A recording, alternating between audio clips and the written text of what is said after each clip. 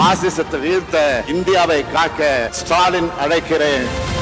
கன்னியாகுமரி தொகுதி, இந்த தொகுதி எப்பொழுதுமே தேசிய நீரோட்டத்தில் இருக்கக்கூடிய தொகுதி.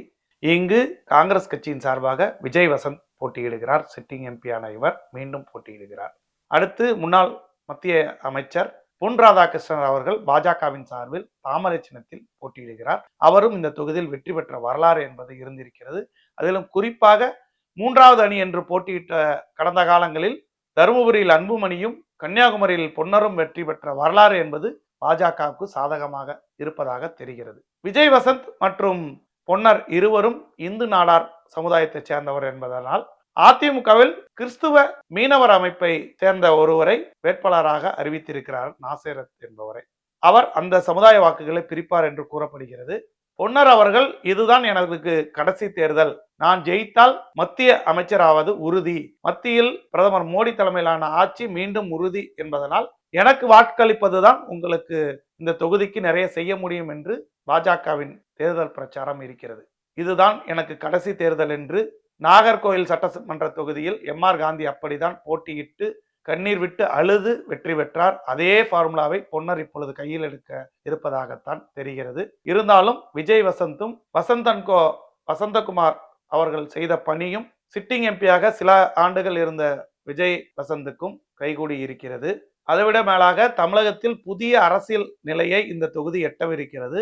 இங்கு கை சின்னமும் தாமரை சின்னமும் சமபங்கில் இங்கு பயணித்தாலுமே கூட மூன்றாவது இடத்திற்கு அதிமுக வரும் என்ற நிலையில் அனைவராலும் கூறப்பட்டிருந்தாலுமே கூட அங்கு மூன்றாவது இடத்திற்கு நாம் தமிழரின் வேட்பாளர் தான் வருவார், அந்த அளவுக்கு அங்கு பிரச்சார களம் அமைந்திருக்கிறது என்று கள நிலவரம் கூறியிருக்கிறது. தமிழகத்தில் 4வது இடத்திற்கு அதிமுக செல்லக்கூடிய தொகுதியில் இது இருக்கும் என்று அங்கு கூறப்படுகிறது. ஏனென்றால் அந்த தொகுதியை பொறுத்தவரை தேசிய கட்சிகள் தான் வெற்றி பெற்ற வரலாறு. திராவிட கட்சிகள் திமுகவோ அதிமுகவோ அங்கு வெற்றி பெற்றதாக வரலாறே கடந்த காலங்களில் இல்லை. ஆதலால் அங்கு தாமரைக்கும் கைக்குமான போட்டியாகத்தான் இருக்கிறது.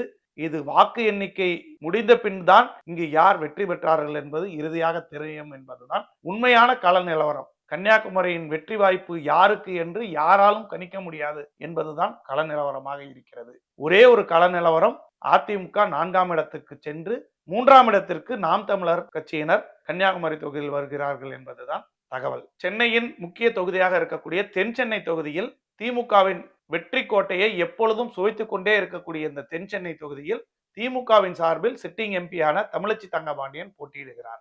அவருக்கு இந்த திமுகவின் உதயசூரியன் சின்னத்தின் வாக்கு வங்கியும் மாவட்ட செயலாளர்களும் திமுக உடன்பிறப்புகளும் ஒத்துழைப்பும் திமுக திராவிட மாடல் ஆட்சியின் கடந்த 2.5 ஆண்டு கால ஆட்சியின் சாதனைகளும் அவருக்கு கை கொடுக்கிறது.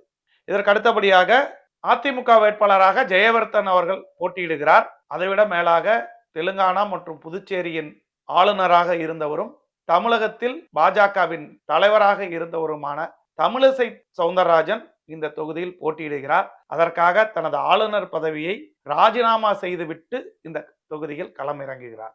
இந்த தொகுதியில் கணிசமாக நாடார் வாக்குகள் இருந்தாலுமே அது அனைத்தும் தனக்கு கிடைக்கும் என்று ஒரு கணக்கு போட்டிருந்தாலுமே கூட தமிழிசையே ஆளுநர் பதவியிலிருந்து ராஜினாமா செய்துவிட்டு நீங்கள் தேர்தலில் போட்டியிடுங்கள் என்று டெல்லியிலிருந்து போடப்பட்டு இருக்கக்கூடிய கணக்கு என்ன? ஏன் அவரை ராஜினாமா செய்ய வைத்தார்கள்? எதற்காக அவர் தென் சென்னையில் போட்டியிடுகிறார்?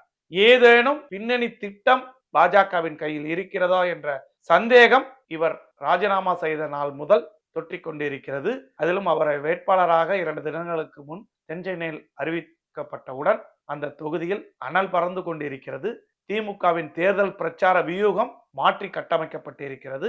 அதிமுகவும் தங்களது தேர்தல் பிரச்சார வியூகத்தை இந்த தொகுதியில் மாற்றியிருக்கிறார்கள். அப்படி உச்சபட்ச பரபரப்பை கூட்டியிருக்கக்கூடியதில் முதல் இடத்தில் தென் சென்னை தான் இருக்கிறது. அதற்கு காரணம் வாக்கு வங்கியே இல்லாத இடத்தில் ஆளுநராக இருந்தவரை ராஜினாமா செய்ய வைத்து பாஜகவில் போட்டியிட வைப்பதன் பின்னணி என்ன என்பதுதான் உச்சபட்சமாக இங்கு கள நிலவரம். இங்கு மும்முனை போட்டி ஏற்பட்டிருந்தாலுமே கூட இறுதியில் திமுக வெர்சஸ் பாஜகவாக தான் தென் சென்னை இருக்க போகிறது என்பதுதான் இப்பொழுது வாக்காளர்களிடையே கிடைத்த சர்வேயின் அடிப்படையில் தெரிகிறது. மாநிலத்தை கெடுத்த அதிமுக, மாநிலத்தை கண்டுகொள்ளாத பாஜக, இந்த கள்ள கூட்டணியை மக்கள் அடையாளம் கண்டுகொண்டிருக்கிறார்கள். மக்கள் நலனே முக்கியம்னு செயல்பட்டு கொண்டிருக்கக்கூடிய நமது திராவிட மாடல் தமிழ்நாட்டு மக்களாகிய நீங்கள் துணை இருப்பது போல உண்மையான வளர்ச்சியை நமது நாடு காண ஒட்டுமொத்த இந்திய மக்களும் தயாராகிவிட்டார்கள். பாசிசத்தை வீழ்த்த இந்தியாவை காக்க ஸ்டாலின் அழைக்கிறேன்.